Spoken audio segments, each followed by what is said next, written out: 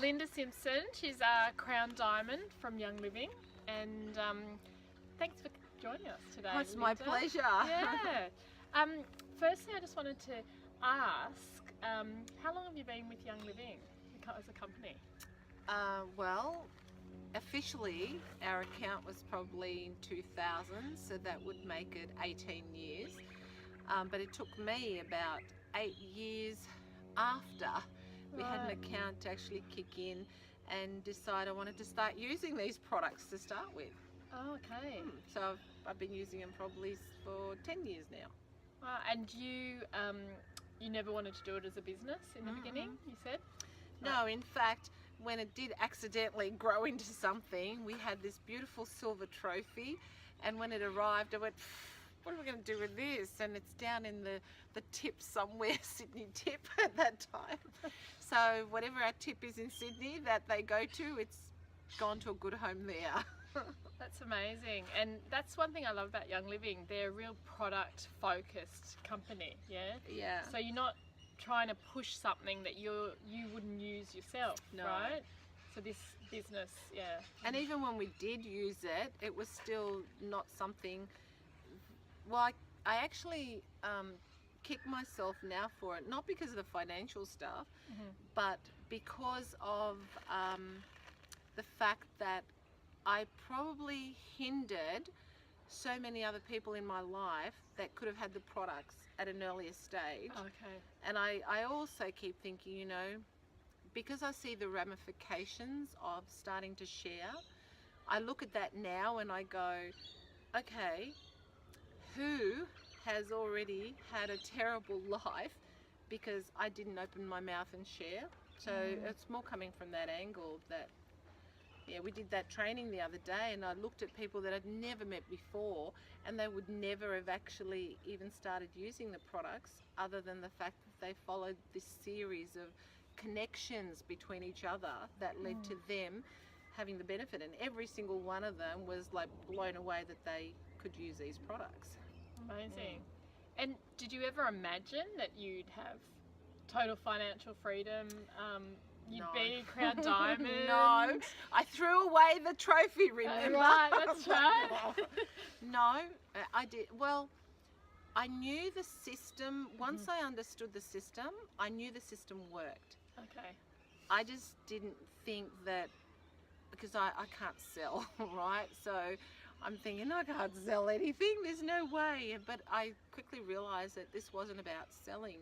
It was about, I had something that I was passionate about, and when you see someone that needs something, then you're just going to share with them the benefit that, look, maybe this is worth giving it a try, or maybe it's worth changing just one thing in your lifestyle because you don't know the ramifications. You know, just stopping eating one Tim Tam a day. One Tim Tam a day doesn't add up too much, but over 10 years it does, you know? So changing just one thing in our lives was what I was kind of thinking, yeah. So no business, it was just passing on something that we found useful, and that meant that if people decided to take it on, good. If they didn't, good. It was their choice. My only responsibility to say, I think this might be something that could work for you. Okay. So it must be wonderful to have total financial freedom. Wow.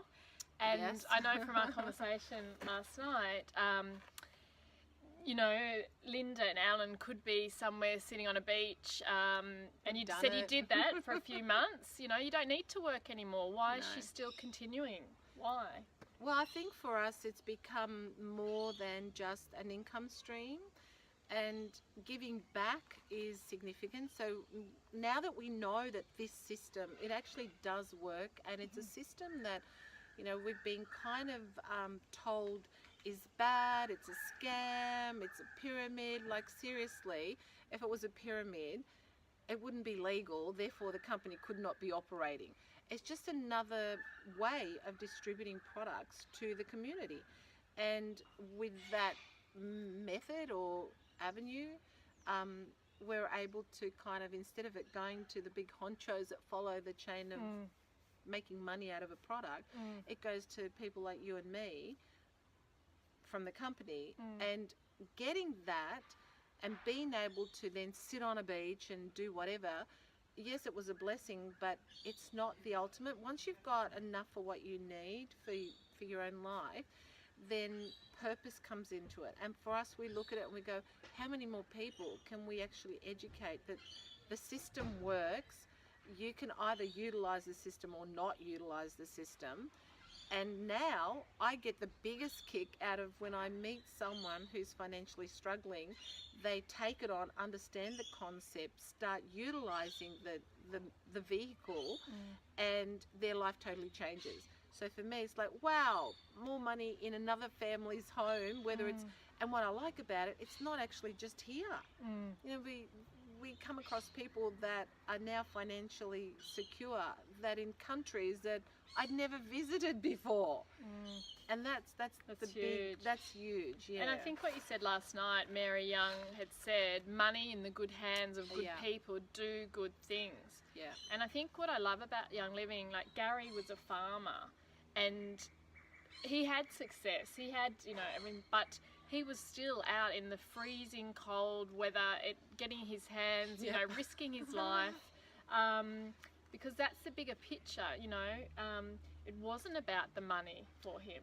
Yeah, but it is about the money too, because me having the money has given me the opportunity to be able to help other people make the money. Where if I was stuck in a system where I had no time to do anything else other than survive myself, then I couldn't be a blessing to somebody else. So yeah, the money is not dirty. The money is good, and striving for it is important, because money, as that's what Mary Young said, money in the hands of good people is going to do a lot of good. And I know for us, we fund probably so many different charities and different things, and we're probably funding now what we used to earn in an income, but we're able to be able to help other people that haven't got that level of success.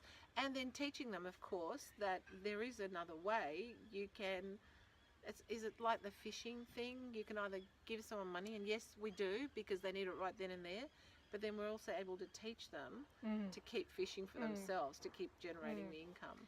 Yeah, and that's the other power of, we had a conversation last night about Nepal and the Nepalese government, you know, not helping their people, but with money, what Young Living was able to do, and what, you know, a lot of the people in Young Living that were able to take time, well, not off work because they still earn an income, but they can go and build houses for people in need.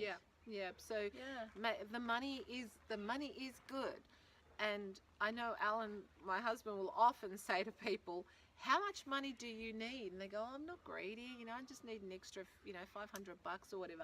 And he goes, think bigger, because if you only need the 500, imagine what you could do now if you had 2,000 surplus.